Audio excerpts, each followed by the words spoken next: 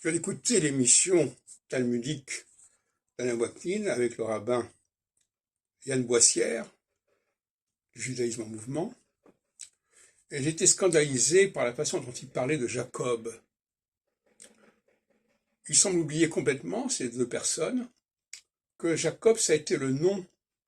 Jacob, d'abord, il devient Israël, et Israël, c'est le nom du royaume Phélon, du royaume du Nord, qui a rompu avec le royaume davidien.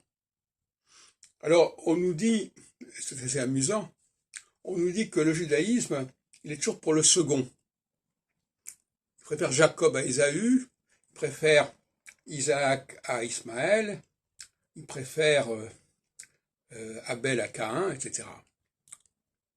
Mais c'est oublier que le Pentateuque a été écrit et réécrit largement par les gens du royaume du Nord, et qui avaient leur propre idéologie, et qui justement voulaient montrer que ce n'était pas forcément ceux qui étaient en avant, les premiers, qui avaient raison.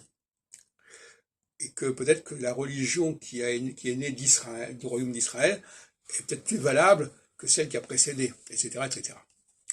Donc, on ne peut pas parler de Jacob comme ça, avec beaucoup de désinvolture. Jacob, c'est un problème. C'est une pomme de discorde au niveau du judaïsme, puisque Jacob, c'est Israël. Et cette façon aussi de parler avec beaucoup de légèreté d'Ésaü, ça me scandalise aussi, parce que Ésaü, c'est quand même celui qui est rouge, c'est l'admonie. Et admonie, ça renvoie à Adam. Et on sait qu'on s'adressait aux prophètes, notamment Ézéchiel, fils d'Adam, Ben Adam. Donc la notion qu'on retrouve notamment dans le livre de l'Ecclésiaste. Donc là, je crois qu'il y a quelque chose qui ne va pas du tout.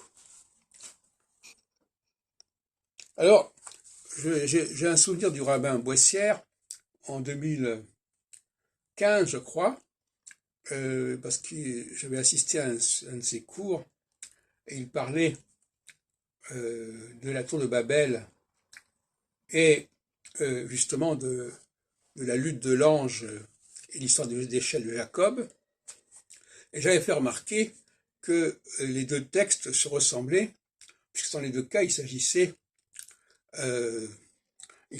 d'arriver vers le ciel, de monter vers le ciel, la tête doit arriver au ciel. Et ça aussi, c'est quand même intéressant de voir que l'épisode sur Jacob est calqué sur celui de la tour de Babel.